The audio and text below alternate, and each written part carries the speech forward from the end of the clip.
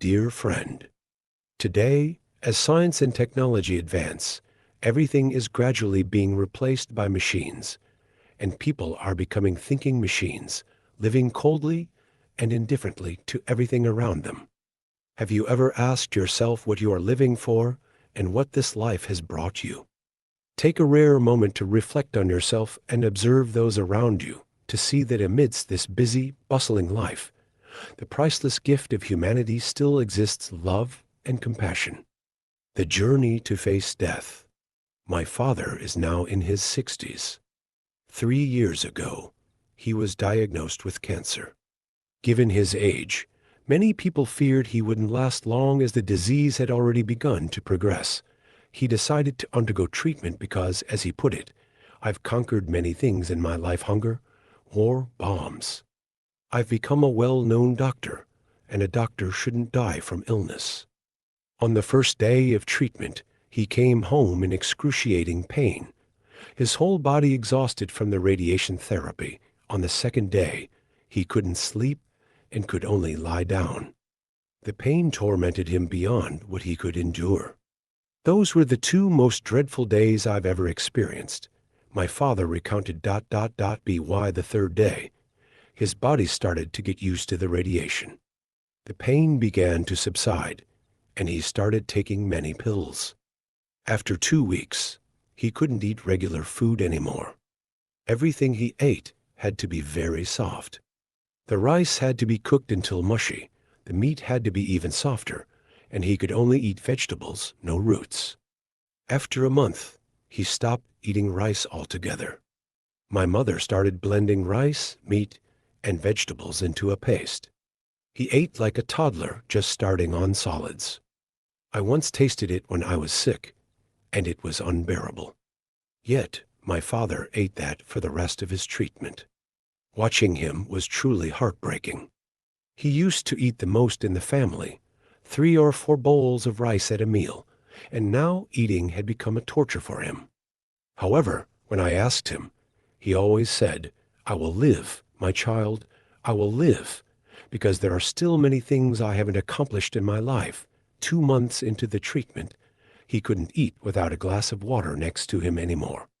The radiation had killed his salivary glands. His face was darkened from his cheekbones down to his neck. He looked terrifying. Among his peers undergoing the same treatment, some had given up, some continued, and some had passed away. My father lost 7 kilograms in 2 months, partly because he couldn't eat normally, and partly because the pain and aches from the radiation sessions kept him from sleeping. This continued for 3 months. My father showed after 4 months, he started eating a bit better. The radiation sessions had ended, and the pain began to lessen.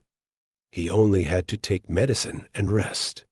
The consequence of the treatment was that my father could never eat normally again. He only ate to live, because he could no longer taste food and his salivary glands were gone. After 4 months, he started eating a bit better. The radiation sessions had ended, and the pain began to lessen. He only had to take medicine and rest. The consequence of the treatment was that my father could never eat normally again. He only ate to live, because he could no longer taste food and his salivary glands were gone.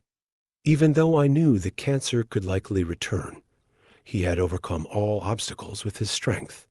As he said, he survived the famine of 1945, the bombs and bullets of both wars. When his comrades fell, he lived on. So now, as long as he wants to live, nothing can bring him down. My father smiled at me and said, "You see, I won because I always believed so." I have to live to see my daughter get married. There are many other stories, even more touching, about faith, willpower, and human determination. But I want to share this story with you because, to me, it's more real than any story I've only heard. With this story, I've heard, seen, and felt it. My father taught me a lesson about faith, that faith builds willpower and determination in life. With faith, you can achieve whatever you want. The mystery behind the $100 bill. One day, a man saw an old woman with a broken-down car parked on the side of the road. Though it was getting dark, he could see she needed help. So he pulled over, parked his car in front of her Mercedes, and got out. His old Pontiac was still running as he approached her. Despite his smile, the old woman looked worried. No one had stopped to help her for the past hour. Could this man harm her? He didn't look safe. He appeared poor and hungry. The man could see the fear in the old woman's eyes as she stood outside her car in the cold. He knew how she felt. That shiver, that internal fear that forms within us all. He said, "I'm here to help you, ma'am. Why don't you wait in the car where it's warm? By the way, my name is Brian Anderson." In fact, her car only had a flat tire, but for an elderly woman, it was a significant problem. Brian crawled under the car, looking for a place to position the jack, scraping his elbows and hands a couple of times. Before long, he had changed the tire. He was dirty, and his hands were hurting. While tightening the last lug nut, the old woman rolled down her window and began talking to him. She mentioned she was from St. Louis and had only driven a short distance. She couldn't thank him enough for coming to her aid. Brian just smiled as he closed the trunk of her car. The old woman asked how much she owed him. Brian never thought of being paid. This wasn't a job for him. He was just helping someone in need, just as people had helped him in the past. He had lived his whole life this way and had never thought of doing anything different. He told the old woman that if she really wanted to pay him back, the next time she saw someone who needed help, she could give that person the assistance they needed and think of him. He waited until she started her car and drove off before he headed back to his own car. It was a gloomy and cold day, but he felt warm as he drove home. A few miles down the road, the old woman saw a small diner. She stopped to get something to eat and to take the chill off before she made the final leg of her trip home. The diner didn't look like much. The outside was 2 old gas pumps. The whole scene was unfamiliar to her. The waitress came over and brought a clean towel to wipe her wet hair. She had a sweet smile, one that even being on her feet all day couldn't erase. The old woman noticed the waitress was nearly 8 months pregnant, but she never let the strain and aches change her attitude. The old woman wondered how someone who had so little could be so giving to a stranger. Then she remembered Brian. After the woman finished her meal, she paid with a $100 bill. The waitress quickly went to get change for her $100 bill, but the old woman had slipped right out the door by the time the waitress came back. She wondered where the woman could be. Then she noticed something written on the napkin. Tears rolled down her cheeks as she read what the old woman wrote. "You don't owe me anything. I've been there too. Somebody once helped me out, just like I'm helping you. If you really want to pay me back, here's what you do. Don't let this chain of love end with you." Under the napkin were 4 more $100 bills. Well, there were tables to clear, sugar bowls to fill, and people to serve, but the waitress made it through another day. That night, when she got home from work and climbed into bed, she was thinking about the money and what the woman had written. How could the woman have known how much she and her husband needed it? With the baby due next month, it was going to be hard. She knew how worried her husband was, and as he lay sleeping next to her, she gave him a soft kiss and whispered softly and low, "Everything's going to be all right. I love you, Brian Anderson." There is an ancient saying, "What goes around comes around." Today, I am sending you this story, and I hope you will pass it on. Let this light shine. Don't delete it. Don't send it back. Just pass it on to a friend. Good friends are like stars. You don't always see them, but you know they are always there. When you have faith, There are times when I find myself in a state of confusion, disillusionment, uncertainty, and aimlessness with everything life throws at me. I become cautious, hesitant, and fearful of the road ahead. But then I realize that if I lay a foundation of strong faith and life beneath my feet, fear will be nothing. None of us live without faith. It's just a matter of how it exists. Faith isn't something you can see, touch, or hold, and of course, you can't recognize it when you are enveloped in doubt about yourself and about life. Life brings us everything it wants, not what we want, and whether we like it or not, we have to accept what life sends our way. However, we have the right to choose how we receive it.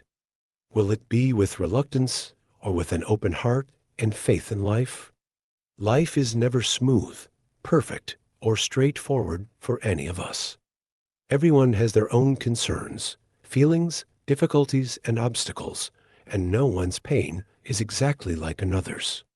But living with faith helps us feel that everything gets better. When life's challenges cause us pain, we find the necessary comfort in our loved ones and friends, but they are only there to ignite the faith within us. It is we who nurture faith and make it live and exist. Nurture it with patience, perseverance, steadfastness, and a strong will so that we feel we can keep moving forward without seeking any negative detours. Why do we have 2 eyes, 2 ears, 2 nostrils, 2 hands, 2 feet, but only 1 head, 1 mouth, and 1 heart? We are born with this form for a reason.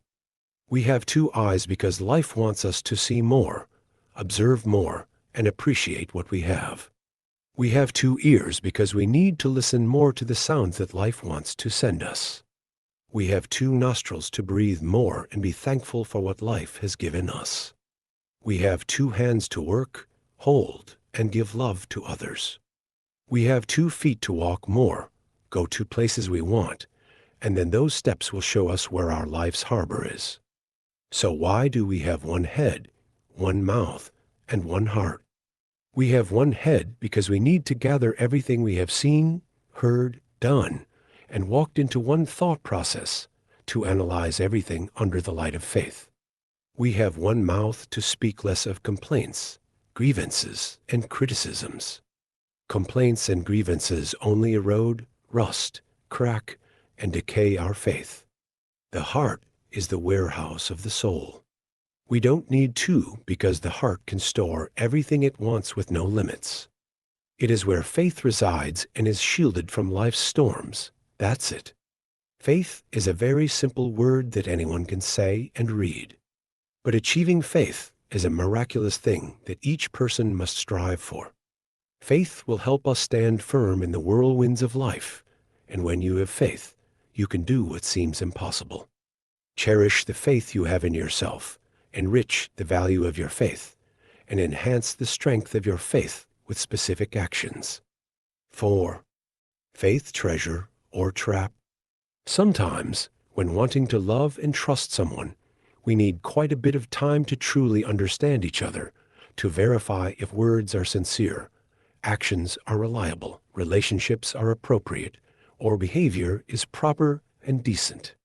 There are those who make a lot of noise, speaking in grandiose terms, but when faced with practical actions, their true nature is revealed, showing a lack of enthusiasm and a tendency to complain. Some are arrogant, always wanting to shine with their small ego by flaunting their wealth, thinking they are superior, unaware that others view them with disdain. Conversely, there are people who are quiet and unassuming, not the torchbearers or the center of attention in a crowd with captivating stories or high intellect. They aren't well known, but they live through their actions and appear when needed, helping as much as possible. They may be wealthy or have dream jobs, yet they don't boast, but hide behind admirable simplicity. Some might think I'm being cliché or theoretical, but that's okay because everyone has their own perception. I write primarily for myself, from my own experiences and the lessons I've learned from people I've met or witnessed. I remember a saying, losing money is losing a little. Losing faith is losing everything, and another that says, gullibility truly makes you a woman. Perhaps, because I am a typical woman, I tend to easily trust people, thinking that everyone is good and honest. Not everyone can earn my absolute trust from the beginning. There are a few special individuals whom I find worth cherishing upon first contact. For them, I don't hesitate to give all my good feelings because I trust my intuition. But the familiar, but in life is unavoidable. You don't need to be terribly deceived to lose faith. Sometimes just one small broken promise can leave you feeling extremely disappointed and unsettled. Faith is built over time through actions, conversations, and behavior. Sometimes just one meeting or conversation can be enough for us to trust a person and their character. There is someone who made me believe not only in them, but also in my own faith in them. I met C by chance, worked with him for a few hours. Perhaps because it was our first meeting, both of us spoke little. However, I was deeply impressed and fond of C for his enthusiasm at work and in our collaboration. We both shared the same passion and worked well together. The story wouldn't be noteworthy if it ended there. C and I had a bit of time for a pleasant chat and made a casual promise, not a date. I waited for C to reach out since that day. Time passed. I defended him and my faith, thinking he was just too busy, so I remained patient, avoiding being a bother. Some said I shouldn't wait or care, that I should let it go, questioning the reasons for such a long absence. Sometimes the steadfast faith of someone is persistent as I can waver, questioning why I should trust someone I just met. Simultaneously, my stubbornness and sixth sense urged me to believe, to trust my intuition that he was someone worth believing in through his words, attitude, and the respectful, well-composed text something few men do, which I appreciate, anyone who makes an impression, who earns my trust. I believe in my feelings from the first meeting. Thank you, C, for helping me keep my faith, for affirming that my feelings were not wrong, and that life still needs trust to keep love alive, keep living, keep believing, so that smiles may blossom on our lips every day. What is belief? Many people view belief as an object, but it's actually a feeling of certainty about something. If you say you are intelligent, you mean, I feel certain I am intelligent. This certainty allows you to tap into resources that help you achieve intelligent results. We all have the answers within us for most things, or at least we can find the necessary answers through others. However, we often lack belief, which prevents us from using our inherent abilities. To understand belief, think of an idea. You can come up with countless ideas, but you may not truly believe them. For example, if you think you are an attractive girl, pause and say to yourself, I am an attractive girl. Whether this is just an idea or a belief depends on how certain you feel when you say it. If you think, I am not really attractive, then what you truly mean is, I am not sure if I am attractive. How do you turn an idea into a belief? Imagine a tabletop without legs. This helps explain why some ideas are not as solid as beliefs. Without legs, the tabletop cannot stand. In contrast, beliefs have legs. If you truly believe, I am attractive, how do you know it? You surely have evidence that supports your idea, life experiences that reinforce it. These experiences are the legs that make your tabletop stable, solidifying your belief. Once you understand what belief is, you can start exploring how your beliefs are formed and how you can change them. We can develop beliefs about anything as long as we find enough supporting experiences to build them. All highly successful people have the ability to feel certain they will succeed, even if no one has done it before. They can create reference experiences for themselves that didn't exist or were deemed impossible. Anyone using a personal computer knows the name Microsoft, but few know that Bill Gates, the co-founder of this company, wasn't just a lucky genius. He was someone who created experiences to support his beliefs. When he learned that a company in Albuquerque was developing something called a personal computer and needed basic software, Bill Gates approached them, promising to sell them the software, even though he didn't have it at the time. Having made that promise, he had to find a way to deliver. His true genius was in his ability to create a firm belief. Many people are just as smart as he is, but he used belief to unlock his potential, and within weeks, he and a partner developed a language that turned personal computers into reality. By being determined and finding a way, Bill Gates initiated a series of events that revolutionized business practices and became a billionaire by age 30. Belief empowers. Do you know the story of running a mile in 4 minutes? It was long believed that no one could run a mile in just 4 minutes. Yet, in 1954, Roger Bannister shattered this firm belief. He was determined to achieve the impossible, not only through physical training, but also by continuously convincing his mind that he could do it, forming a command in his nervous system to achieve the result. However, many people don't realize that the greatest aspect of this achievement was its impact on others. Almost no one believed that breaking the 4-minute mile was possible.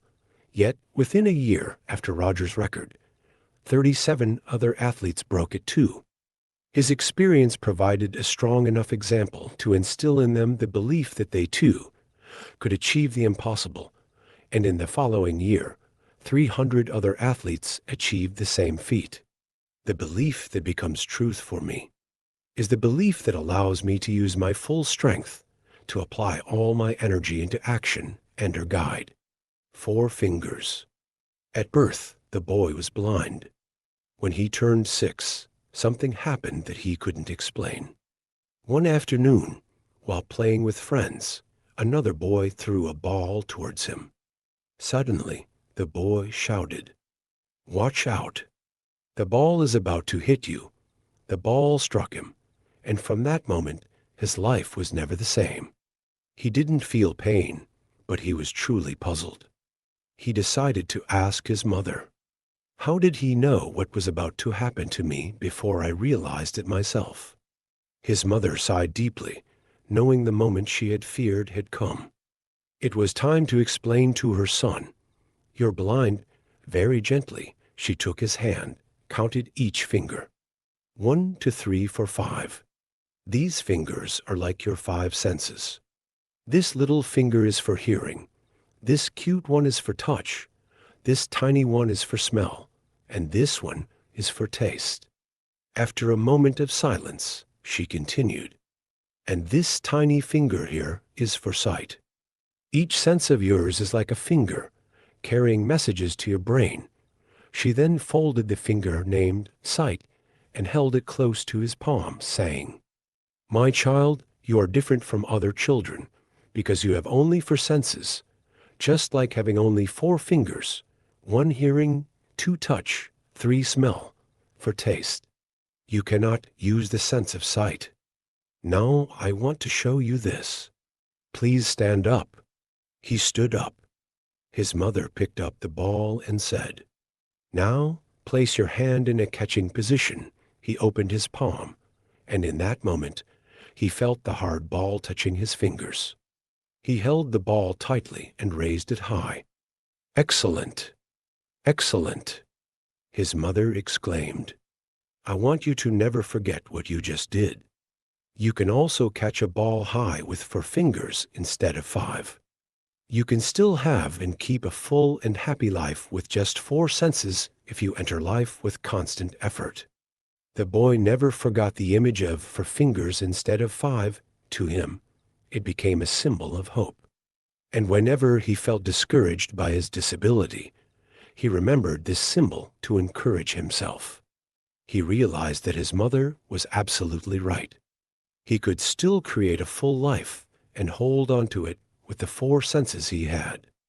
Step forward with faith. Today, I planted beds of tulips in the garden.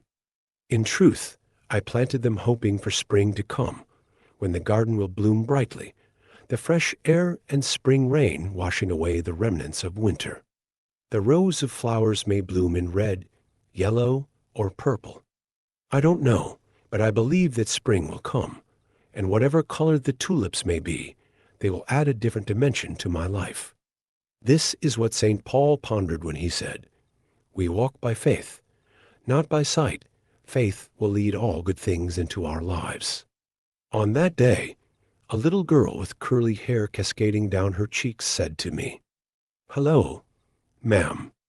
You're David's mom, aren't you?" I knelt down, looking straight into her 4-year-old eyes, and replied, "Yes, dear, I just want to tell you that I really like David. He's very special." I asked with curiosity, "Do you know if David has talked to you today?" The girl replied confidently, "Not yet, ma'am, but I really like him." I smiled joyfully and said, "So do I."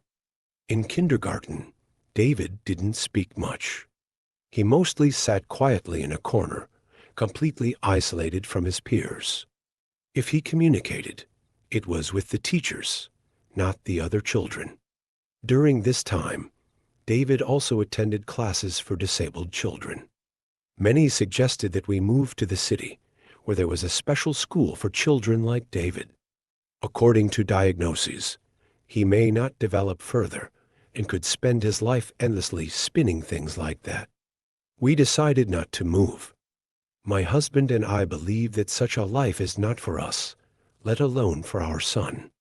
We equipped ourselves with courage, knowledge, perseverance, and faith. At a private school, David learned to read while hunched under a wooden frame and listened to sisters' lectures in smaller classes. But after completing the first grade program, the school suggested that we seek special help for David at a public school, where the support fund for such students was always abundant.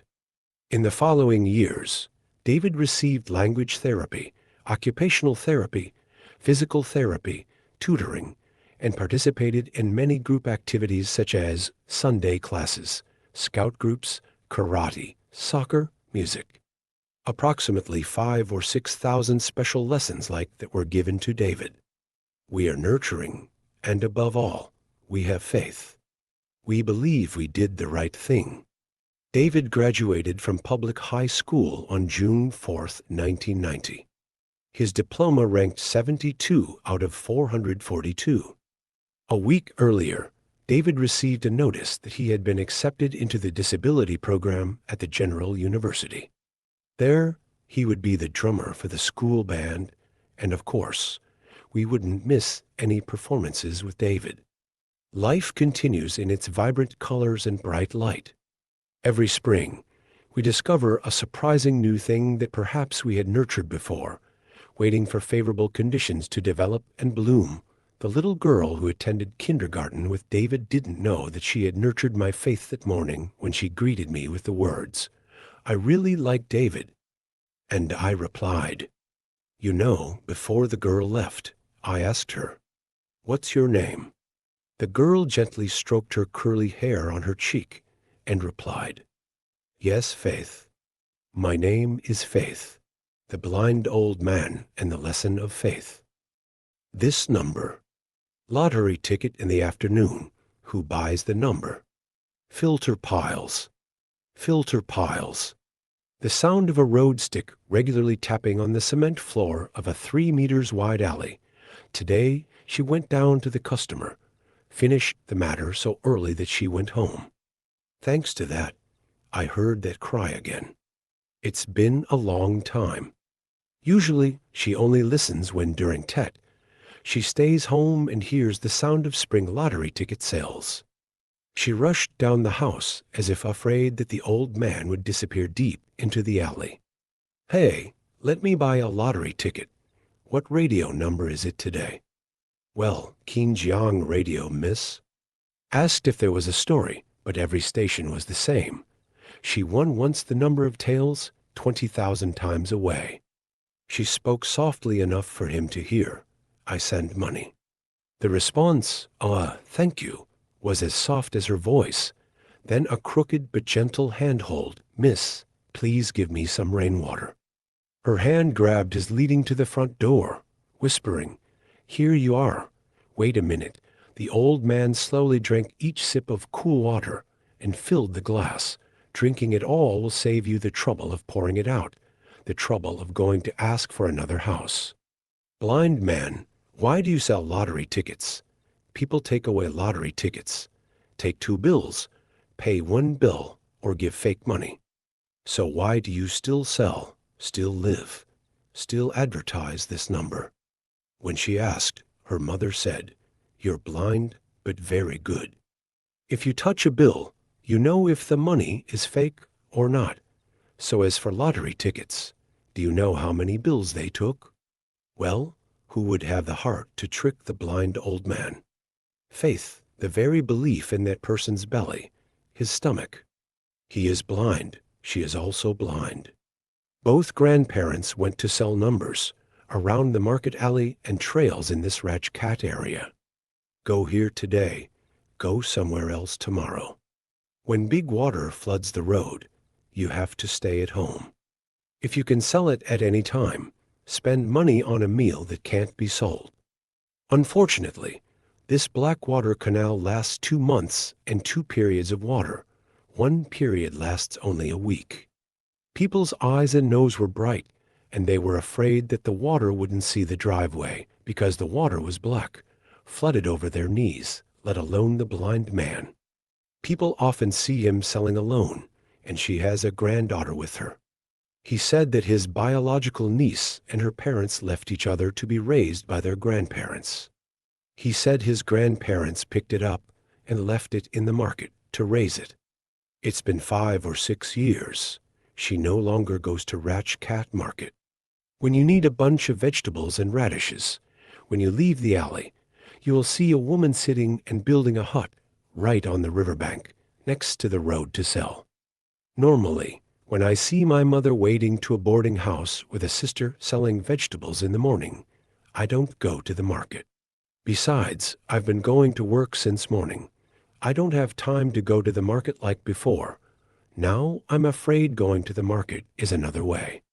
I asked my mother if she hadn't seen her selling lottery tickets lately and didn't know if she was still alive.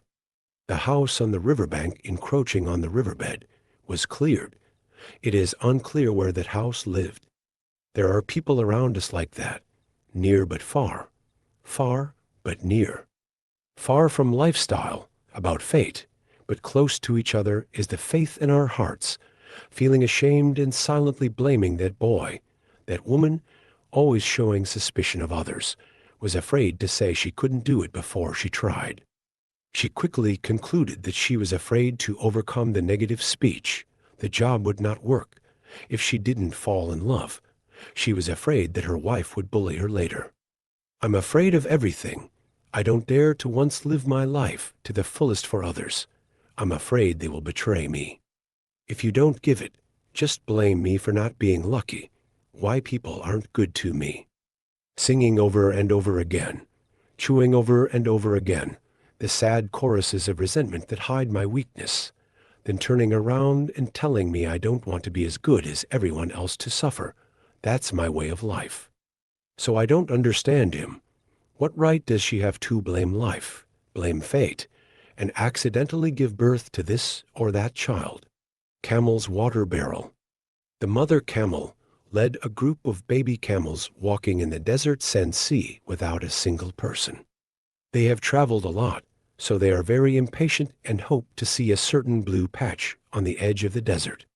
The sun was burning on the sand. The heat was burning. The camel's mouth was dry, and his tongue was extremely thirsty, even though camels are likened to the UN in the desert. But if they lack water for a long time, they will still be thirsty. Water is the only thing that saves camels from crossing the desert. At this time, the mother camel took down a bucket of water from her back. And tell your children, there's only 1 barrel of water left. We have to wait until the last breath before drinking. Otherwise, we all won't be able to get out of here alive. As the camels continued their arduous journey, that barrel of water became their greatest hope, seeing the heavy barrel of water on the mother's bed. In the heart of every baby camel, a kind of fervent desire for life arises. The water barrel on my mother's back has become the biggest hope of the baby camels, but the weather was really too hot. Some children really couldn't stand it anymore. "Mom, give me a sip of water." A camel, I begged. "No, this water has to wait until the most difficult moment to drink. I can still persevere for a while longer," the mother camel said angrily. Just like that, the mother camel took turns resisting the pleas of each baby camel. One day it fell into the sunset when everyone couldn't try anymore. The young camels are now nowhere to be seen. Only that barrel of water remained standing alone in the desert ahead. On the sand there was a line of words left. "Mom can't anymore. You guys can't bring this bucket of water. Remember before leaving the desert, no one can drink the water in this bucket. This is the order mother is last." The mother camel, for her child's survival, left the most due water tank behind. Each baby camel restrained the great sadness in his heart and continued his journey. That heavy bucket of water is always left on the back of each camel, but they couldn't bear to open it and take a sip, because they know that this is the most hopeful thing that their mother uses her life to trade. Finally, the young camels gradually escaped the desert. They were so happy that the one who cried because he could continue to live. Suddenly, I remembered the water barrel their mother left behind. Immediately opened the box. What was stored inside turned out to be a sandbox. In life, not all the money, assets, or inheritance that parents leave behind can help their children have a happy life. In the above story, the mother camel created hope and motivation to nourish life for her children to cross the desert. The mother camel, using her own life, helps her child understand that only hope and faith are never lost, wings to support and overcome difficulties and hardships in life. Allegory: Camel's water barrel has brought profound human lessons about the power of hope. Sometimes a glimmer of hope is cherished in one's heart forever, enough to make one overcome all the storms. And there are also people who lack nothing material, but lose direction and faith in life. That person can easily go astray. Life is always full of thorns and challenges. Intertwining happiness is suffering, but joy is only encouragement, and suffering is the true nature of human life. A person is always happy and optimistic because he or she can find joy in suffering and make suffering happy. No matter how much life pushes you, always maintain optimism and a strong desire to live. The burden on your back is not equal to the burden in your thoughts. There is an ancient saying, "Thought is not clear, carrying a jar is not heavy." The power of faith and hope can indeed help us overcome all the waves on the sea, overcome all the heat of the desert, and reach the shore of happiness. Carrots, eggs, and coffee beans. A young woman returns to her hometown to see her mother and tell her about the difficulties in her life. She didn't know how she would do it and just wanted to give up. It seems that every time a problem is solved, a new problem arises. She was too tired. The power of faith and hope can indeed help us overcome all the waves on the sea, overcome all the heat of the desert, and reach the shore of happiness. The mother took her to the kitchen. She filled 3 jars with water and placed each on the stove. Immediately after that, the pots were all boiling. For the first time, she ordered carrots. The second time, she placed eggs, and finally, she placed ground coffee beans. The mother just let the pots boil like that, without saying a word. About 20 minutes later, she started turning off the stove. The mother took out the carrots and placed them in a bowl. She continued to take out the eggs and put them in a bowl. Then scoop out the coffee and put it in a small bowl. Turning to her daughter, she asked, "Tell me, what do you see?" "Carrots, eggs, and coffee. The young girl replied.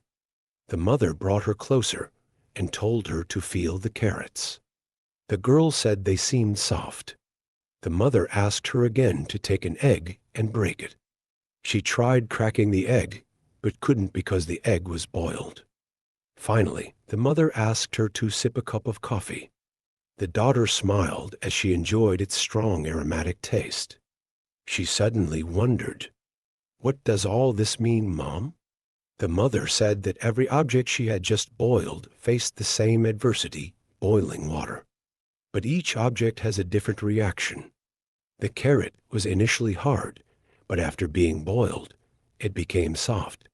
The egg is initially fragile with a delicate shell and liquid inside. But after blanching through boiling water, the liquid inside the egg has become hardened. Ground coffee beans react in a different way.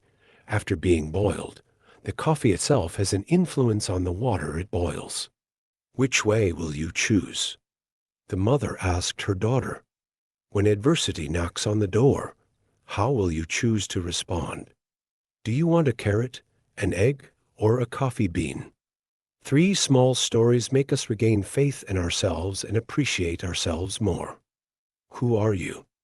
Are you a carrot that seems strong, but when faced with pain and adversity, do you soften and lose your strength?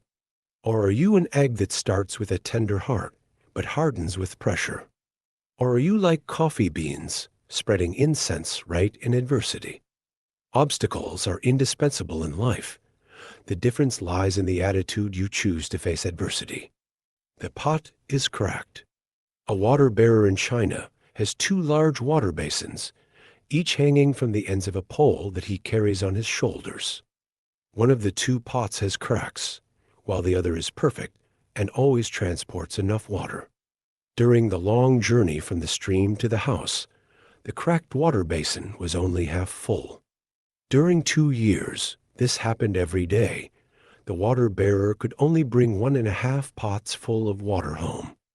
Of course, the perfect pot is proud of its achievements. And the poor cracked pot is always self-conscious, ashamed of his own imperfections, and blaming himself that Emphin can only complete half the task. After 2 years, when the cracked basin tormented him, one day he talked to the water bearer on the bank of the stream. I'm ashamed of myself because the crack on my side caused water to leak out all over his yard. The water bearer said to the cracked pot, "Have you noticed that there are only flowers on your side of the aisle and no flowers on the other side of the pot? That's because I always knew about his shortcomings, and I planted flower seeds on his side of the road. And every day when we walk home, you water them yourself. For 2 years, I was able to pick these beautiful flowers to decorate my small house. Without your flaws, there wouldn't be this wonderful thing. In life, there is no one. Nothing is absolutely perfect, and imperfections still bring their own beauty. What you need to do is practice seeing the advantages of imperfections, including yourself. Hopefully, in your journey of loving yourself and being imperfectly perfect, you will always cherish your own special marks. The pot is cracked. During a conference with a large number of attendees, the famous speaker slowly stepped onto the podium without saying a word. Pulling out a $20 bill equivalent to 460,000 Vietnamese dongs from his pocket, he smiled and asked the more than 200 people sitting below, "Does anyone want to take this $20 bill?" Countless arms were raised in unison. The speaker asked again, "I plan to give any person in this hall a $20 bill in my hand. But before that, the recipient will have to do something for me." He slowly glanced around. "Is there anyone else who wants to take it?" Some arms are still raised in midair. The older speaker smiled. "So, what if I do this?" Then he threw the bill on the ground, stepped on it with his foot, and calmly picked up the dirty bill. He continued to ask, "Who wants it anymore?" There were still a few people who persistently raised their hands. At this time, the speaker slowly said, "You have just learned an extremely meaningful class. No matter what I do with this bill, You still want it because it has not lost its value. It is always $20. In life, each of us is repeatedly influenced by our own decisions or falls and gets hurt because of difficult external circumstances. We think we don't deserve this or that, but no matter what happens, in God's eyes, our values never change. In fact, whether you are clean or dirty, dirty or luxuriously dressed, is always a priceless treasure. Lesson learned. The value of life does not depend on the assets we own, nor is it influenced by the relationships we have, but is determined by ourselves. Everyone is unique in this life. Always remember that. Faith in yourself. There is a saying that everyone knows and hears. Winning over opponents is not as difficult as winning over yourself. The simple idea is that within each of us, it is our ego that is the scariest and most formidable opponent. Sometimes we feel that this life is utterly tasteless. Tasteless with the faces we meet every day at work. Tasteless with a series of repetitive, never-ending jobs. But there is a paradox. We are bored with the choruses every day, but at the same time, most of us are afraid of change. Afraid of job hopping. Fear of changing accommodation. Afraid of meeting new people. Afraid of all sorts of things. Why? Why is that ego afraid to change something different from what we are used to? We are afraid because we do not know in advance what will be faced after those changes. We fear our own future. What we don't know or guess is always the most terrible and scariest thing for us. But why are we afraid of things we have never faced or encountered? Simply because we lack faith in ourselves. Afraid we won't have the strength to adapt to a new environment, a new job, or meet a stranger. When people do not have enough faith in themselves, they will be afraid to walk to new places. Before, I was also very scared. I'm even afraid to go to restaurants that have never visited because I'm afraid of having beautiful, shopping or food that isn't as delicious as the familiar place. I'm afraid to talk to foreigners or even contact my next-door neighbor because I'm not confident enough. However, as someone once said, no change, there will be no progress. People will always eat feathers in their holes if they refuse to look for new materials to change their lives. Edison would never have invented the light bulb if he had not researched and replaced the ingredients for the light bulb hair thousands of times until he found Volgrim. Columbo would certainly never have known America if he was afraid of the fierce waves or did not dare to go to lands no one had ever visited. Sometimes, a guy will regret it for the rest of his life for not daring to ask the girl he secretly loved for a long time because he did not believe in what would happen after the confession. So do we. Afraid of change and afraid, just because we lack faith in ourselves, scattered a bit when thinking about the dream of getting rich of today's young people. Many people are very talented because they dare to think, dare to do, dare to change, and dare to accept failure. As for you, if you don't even dare to dream, everything is just zero. I still remember a quote a father shared with his son in a student story. I will overcome everything if my dream is big enough, when trust is expensive stuff. In life, we sometimes wonder why some people do the same things, but some people succeed, some people fail.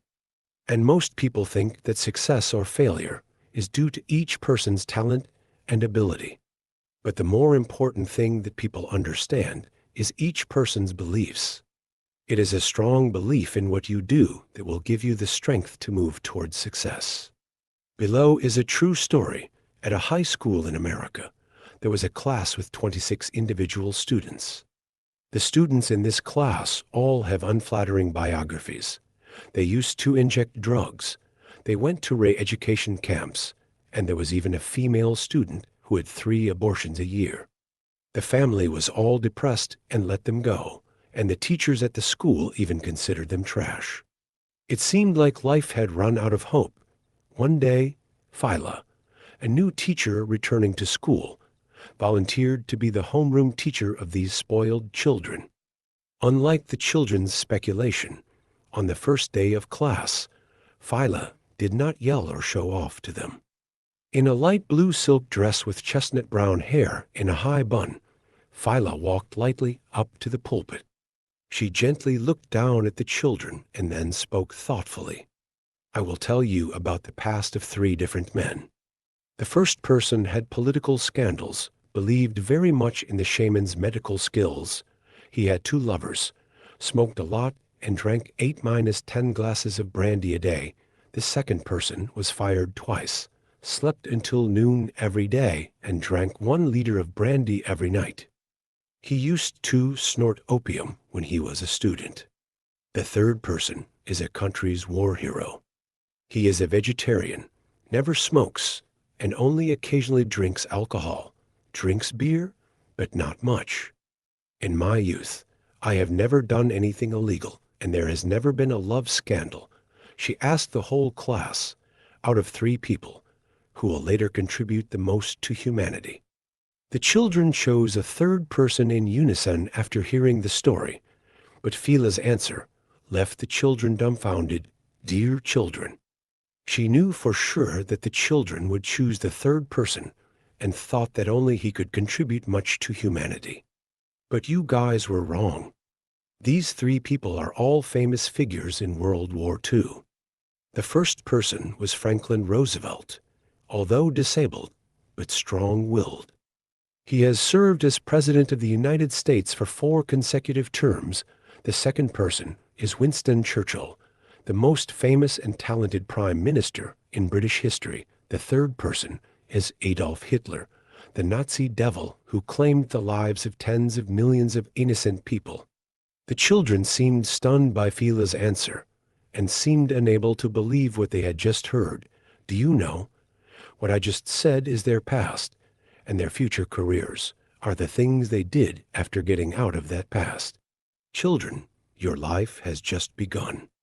The glory and humiliation of the past only represent the past, and what truly represents a person's life is the actions of the present and the future.